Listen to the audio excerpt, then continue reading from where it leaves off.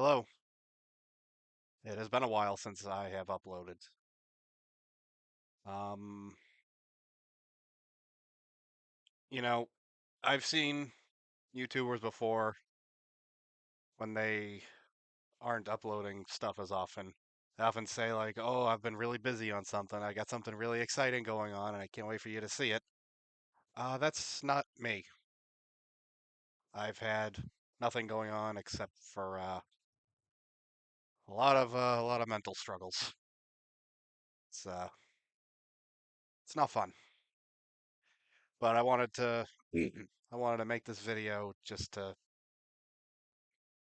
if for whatever reason you were wondering where I've been, I just wanted to talk about how I'm doing and why I've fallen out of the things that I used to do. But I mean, as far as my actual life goes, I don't go anywhere these days, really. I rarely see family or the few friends I have. And, I'm just not really doing anything with my time other than watching TV or YouTube or something. So, yeah, I wanted to just talk about the things that I used to make videos on and why I stopped doing them. Um, First thing I wanted to talk about was Big Brother. Um, I was doing my live streams and uploading them to YouTube, doing my analysis, recaps, all that fun stuff. And truth is, the last season of Big Brother was unbelievably bad. Like so bad. I I would be sitting there watching it unfold, like watching the episodes unfold, and I'm just like, is this show for kids all of a sudden? Like there were so many freaking fart jokes. More than that, there was fart discourse about it. Like I literally saw a headline from some entertainment source that was like, Felicia addresses farting on Cerie's bed. I'm like, is this for real?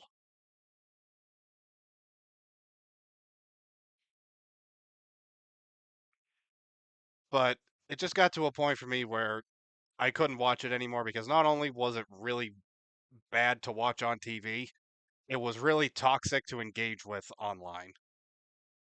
Like, I know a lot of people were like, yay, Cerie's on Big Brother. But with the addition of her son to the cast, it almost feels like the people who really wanted Cerie on Big Brother sold their souls to make it happen because Jared was scum.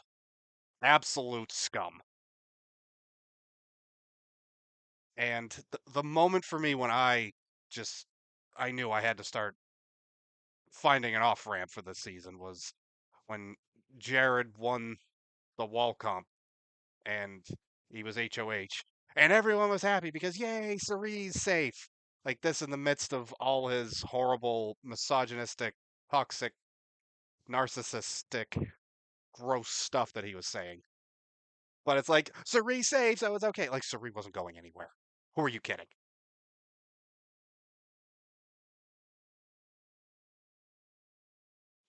And I just found myself blocking or muting everybody I saw, and like my my Big Brother streets are quite quiet at this point. Like I'm only seeing a couple faces at this point. So a lot of people I just don't trust anymore because of last season. Not only have I done that for so many people in the fandom, I've also done it to some of the cast because this was one of the worst casts ever.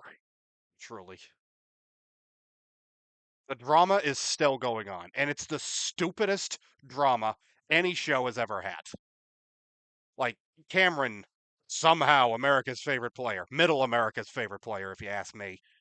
He's in a, a beef with this one guy who's taking credit for him winning America's favorite player, and of course he's trying to say to Cameron, "Hey, how dare you not give me attention for this?" And Cameron just goes on these long message rants. Well, they're not rants; they're just him mansplaining. He mansplains to men. That's the kind of person Cameron is. And it's just like, you are both awful and you deserve each other. Why did you want him to win America's favorite? Sorry. This video isn't about Big Brother. My point is, that's how stupid Big Brother got for me. It's like, I can't even listen to any of this anymore. It's just embarrassing.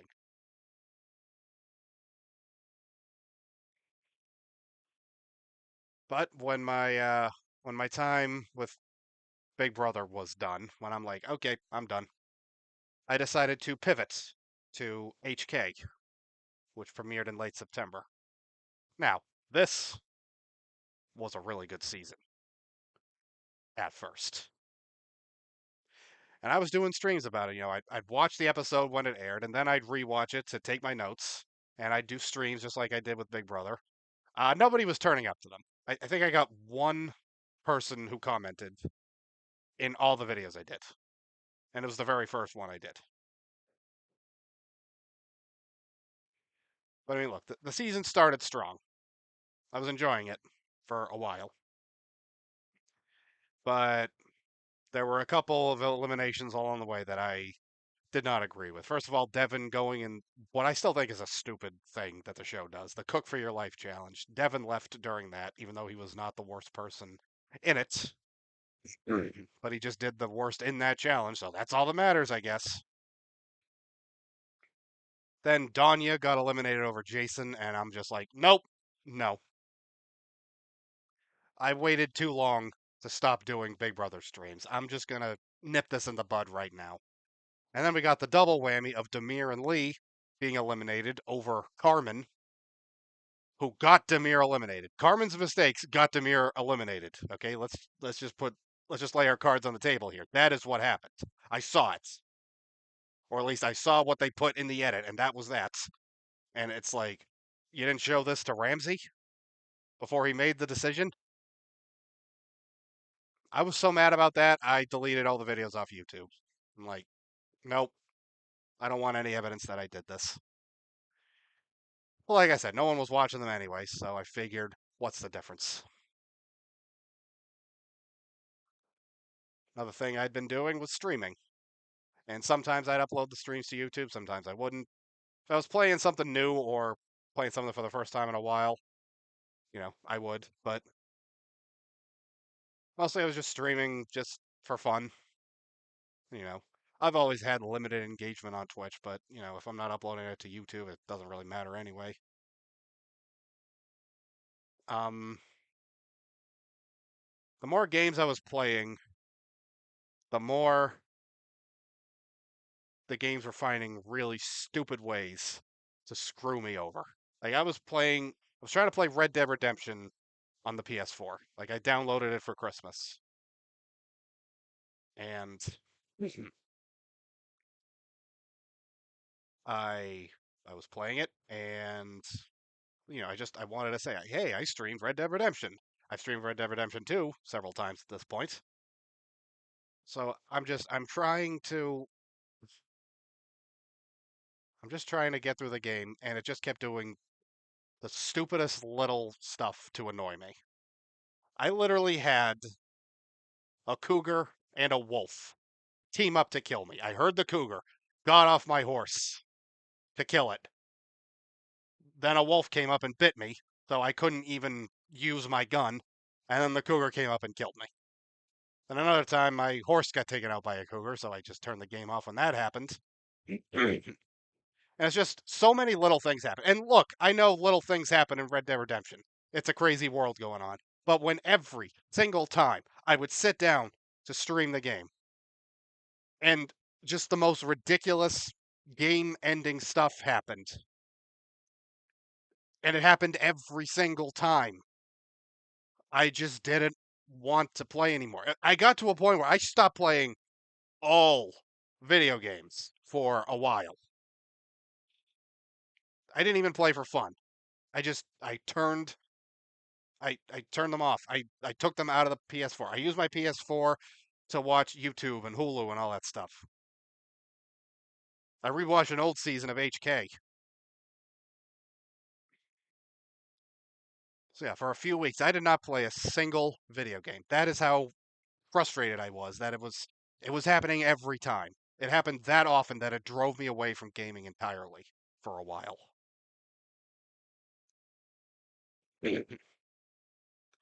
And then there's The Walking Dead, the thing that got me going really on YouTube. Like whatever little presence I have on YouTube is because of The Walking Dead and my reaction videos. And there was a new Walking Dead show that premiered in February, and it was the return of Rick and Michonne. Finally got to see where Rick's been all these years. I was so excited. And it's not that I was planning to do a reaction video, to do reaction videos to The Walking Dead, The Ones Who Live. It's that I did. I filmed my reaction to the first episode and I edited it. And I got to the end of it and I realized something. I don't have it anymore. It wasn't that the episode was bad. I really enjoyed the episode. It's that I don't have reaction energy anymore. Like I don't mean like you have to be super active to do reaction video. Like no, it's you prop up a camera and then you edit it. Like you're not doing a lot of physical exertion. I'm talking about the energy that you bring on camera. And I was not bringing that energy anymore.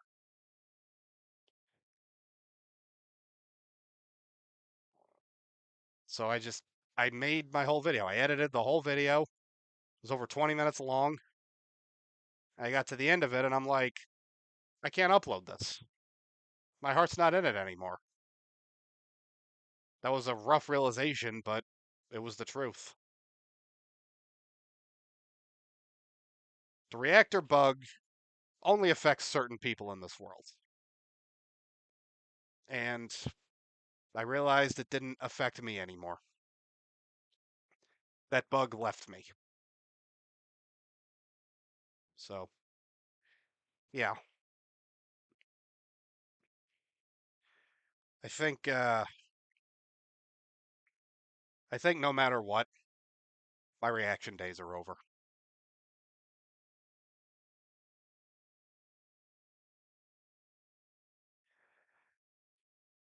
Another thing that I uploaded was a comedy set that I did.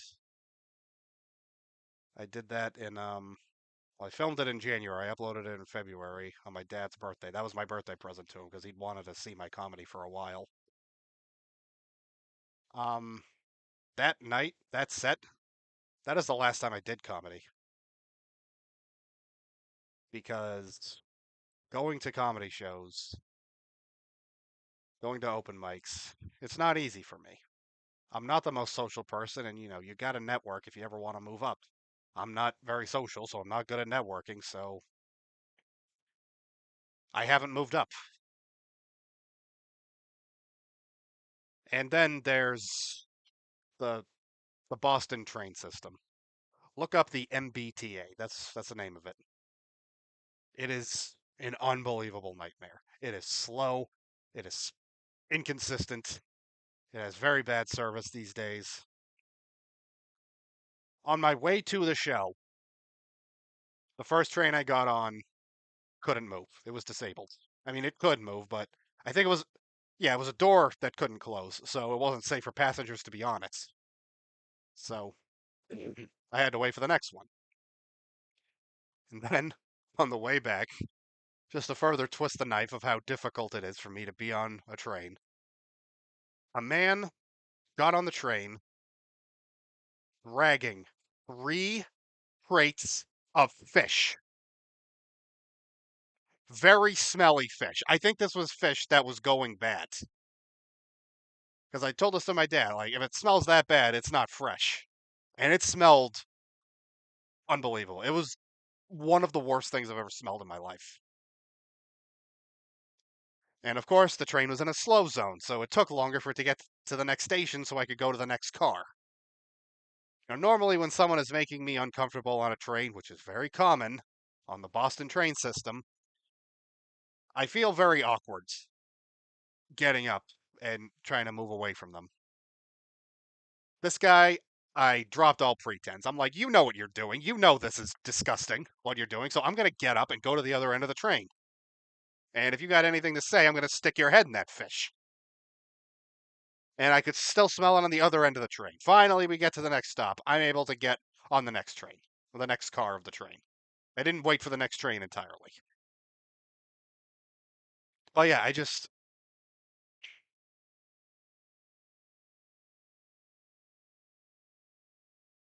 was like, even if like as bad as the trains are themselves, this was the worst thing about it, and it had nothing to do with the train. It's like I can't deal with people anymore. When you have as much anxiety and as much autism spectrum disorder as I do, being around people for extended periods of time is not easy. I don't really have very many good days these days. Like at best I do nothing. The few good days I have get ruined or at least tainted at the last possible second. A couple weeks ago there was an eclipse that was visible all throughout the US. Like it was in an arc from Texas up to like Vermont. Well, up into Maine, but I went to Vermont to see it. Me and my dad, we left at 5 a.m. to get there, and it was really easy getting there. And we got to the path of totality, as it's called, and it was incredible. If if you get the chance to see an eclipse, don't pass it up. But think of a better way home than driving back. Because here's what you need to understand about where I was in northeast Vermont. There are two highways.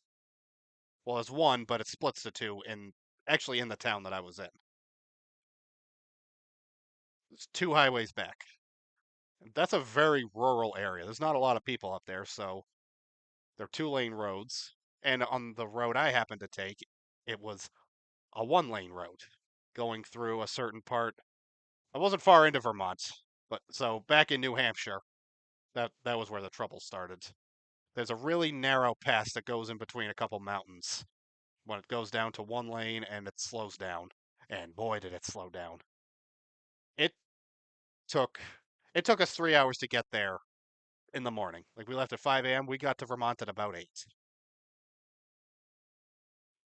It took us about 5 hours to go 20 miles.